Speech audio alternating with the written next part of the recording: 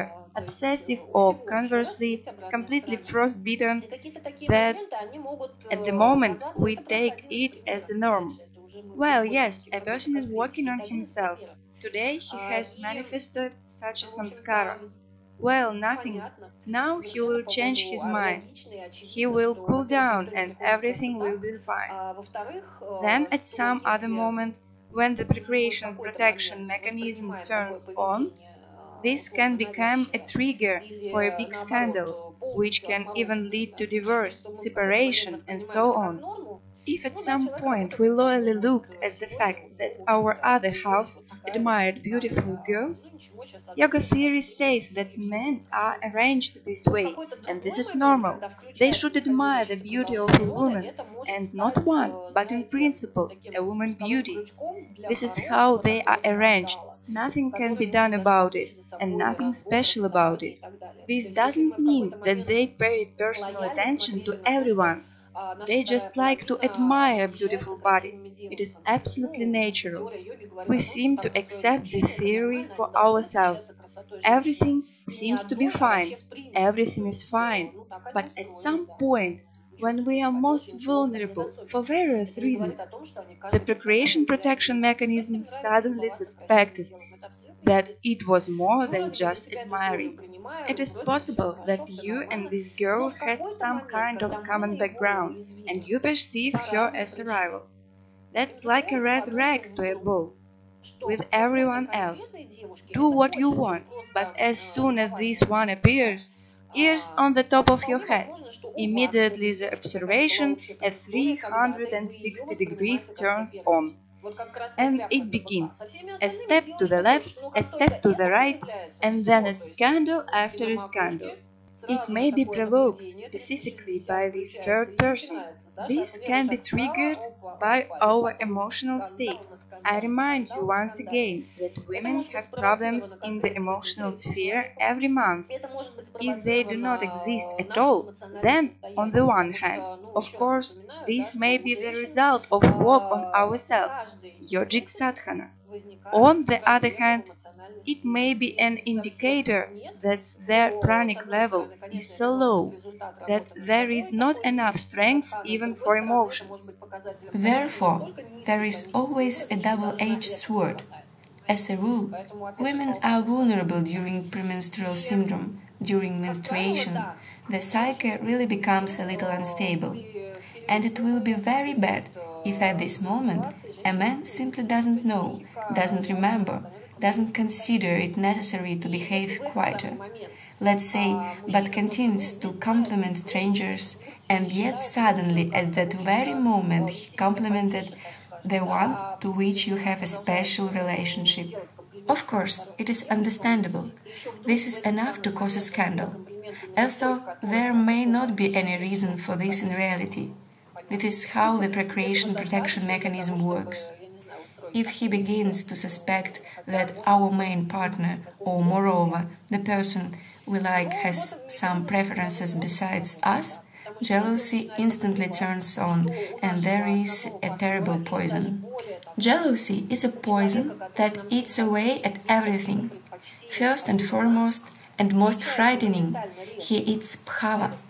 It eats away what takes us to a new level, what we work with, what without which work on ourselves will be very painful. How does bhava work? Well, this is just like Maya. You know, I can say that Maya is an illusion, and I can also say that bhava is inspiration.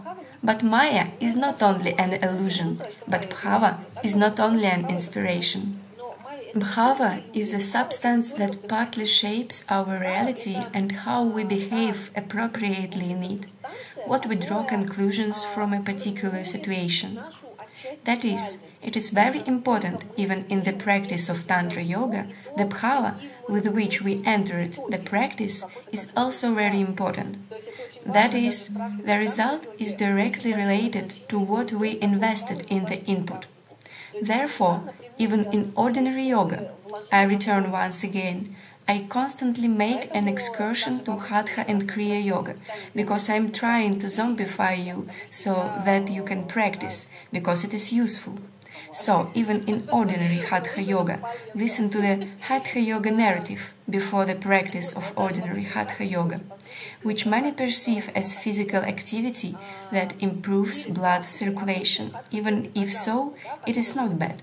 But in general, it is recommended to sit down and meditate a little before this practice. That is, to pay a little attention to wishing happiness to all living beings. And this is very, selfish meditation. It is said that in this way we untie the knots of our negative karma. It is beneficial for us. It is beneficial for us to wish happiness to others, here even without the third principle of yoga.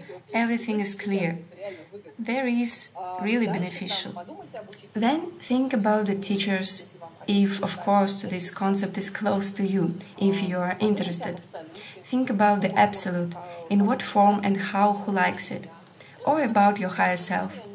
Just direct your attention to things that will help you tune into practice, make the right start.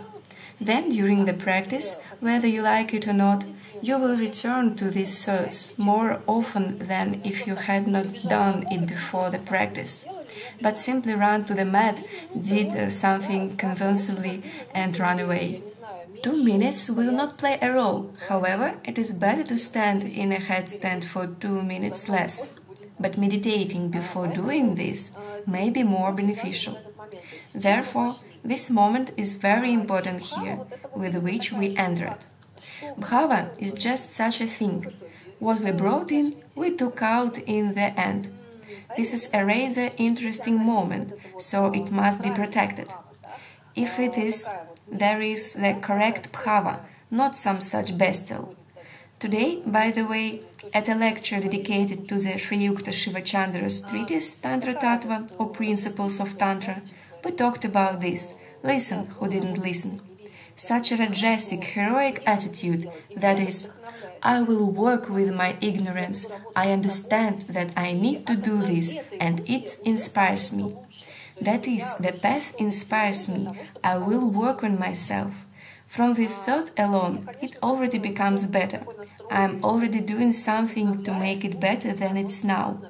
If such an attitude doesn't inspire, then, I don't know, it may be early to engage in self-discovery. You need to dig a little more in the world, go deep into all these problems, use up all your vitality there.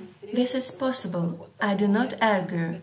Indeed, it may be so, but if there is such a thing, you will not listen to these lectures. You simply will not be interested if you have such an approach. Therefore, I will not focus on this. Usually such things on such topics are listened to by those people who are inspired by self-knowledge and everything connected with it. Those who want to grow above themselves, those who want to develop, expand their freedom. Returning to typical strategies of behavior, a lot will have to be taken into account if, indeed, there is a desire to work with the procreation protection mechanism. But how? Again, constantly thinking about this is also completely useless.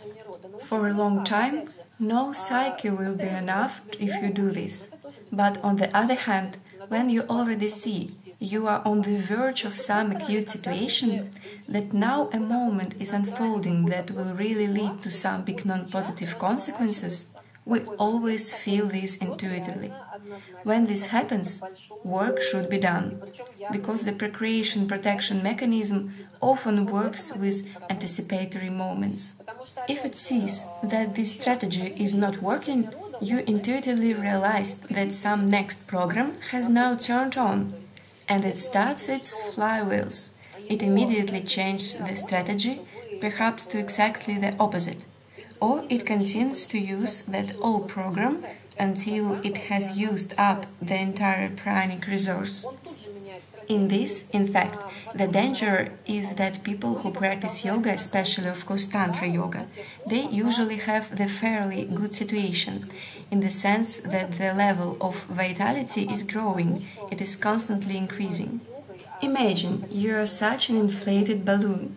You can pierce it with a needle, and gradually the air will come out, or you can just take it and burst. And there will be a very big explosion, and you can scare someone.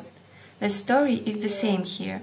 While we have not yet learned how to manage this potential, there is a very great danger that even from some trifling situation, the procreation protection mechanism will act as if you were not doing anything, no yoga, no self-knowledge. He doesn't care at all. Are the members of the opposite sex nearby? Oh, there is, well, practice. He doesn't care at all, do you understand? That is Tantra Yoga. Will there be other people as well? Fine practice. Self-knowledge works, great. You will become enlightened. You need it. Forward.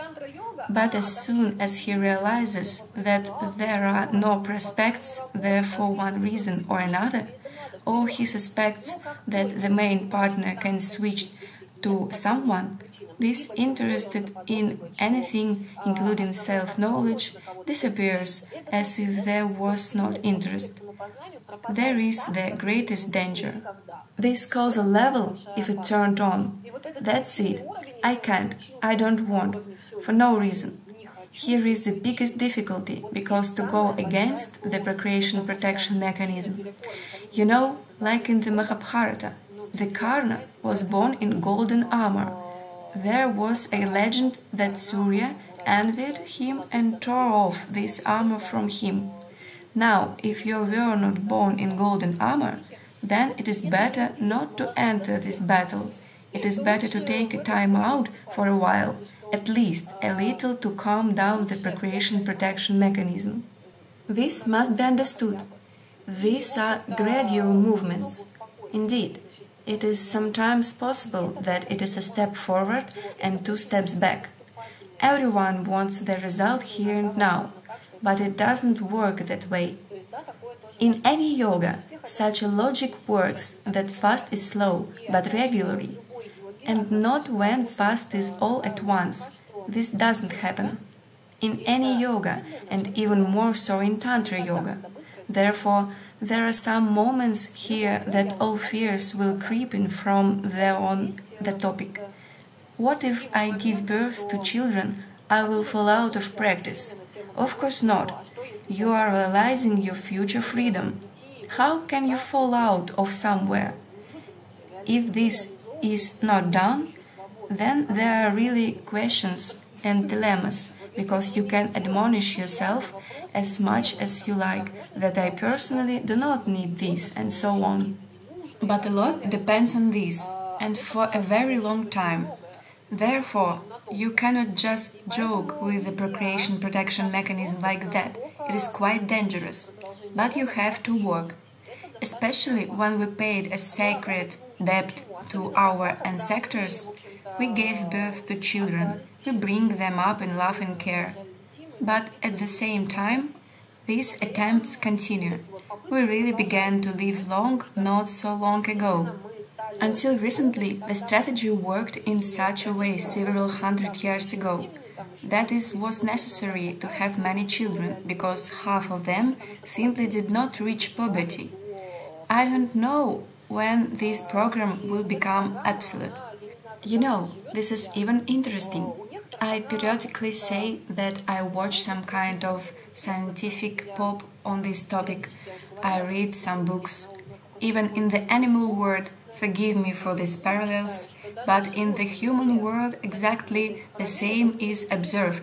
Even in the animal world, there are 2 large groups of behavior strategies in relation to their own offspring.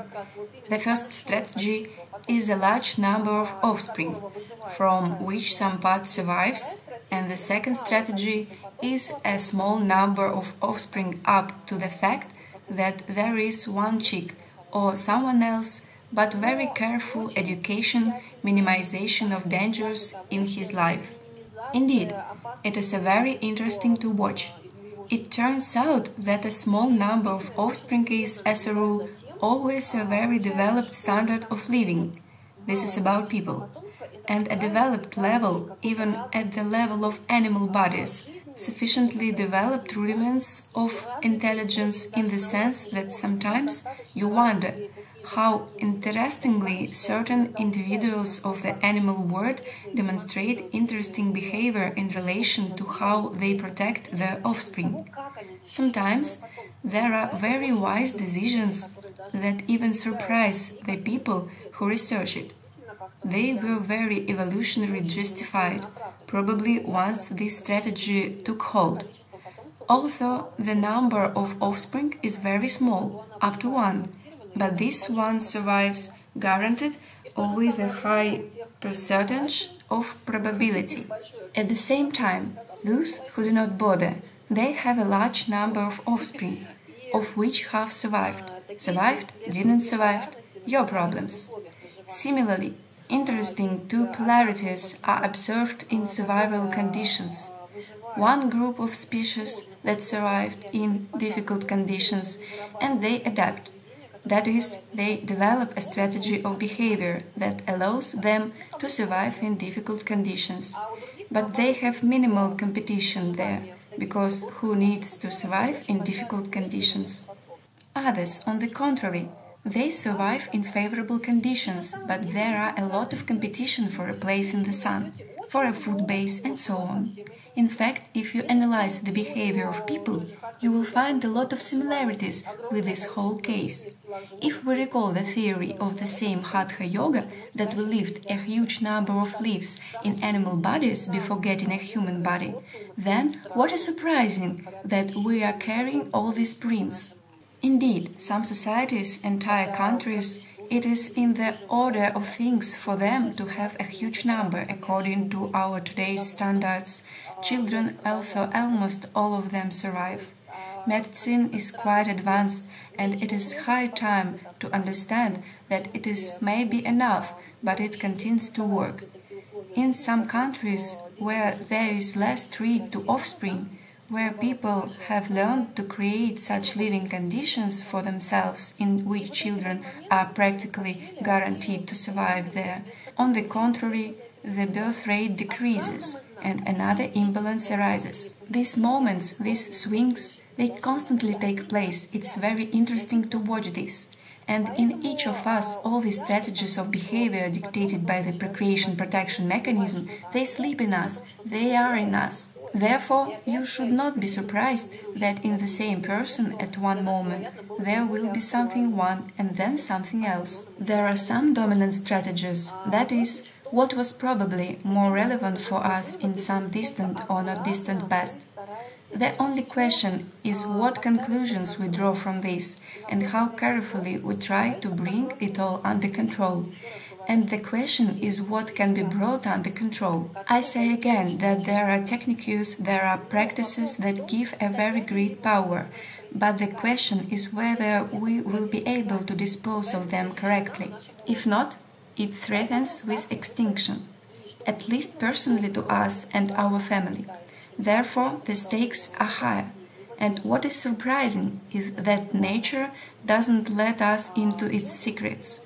The procreation protection mechanism to the last keeps us in good shape, and some literally to the deathbed. There is nothing surprising in this. You have to reckon with it, you have to reckon with it always, even with regard to, as many think, absolutely clearly harmonious practices of Tantra yoga, yoga of the union, yoga of the high love. Sometimes people get such a misconception that these practices definitely work for everyone.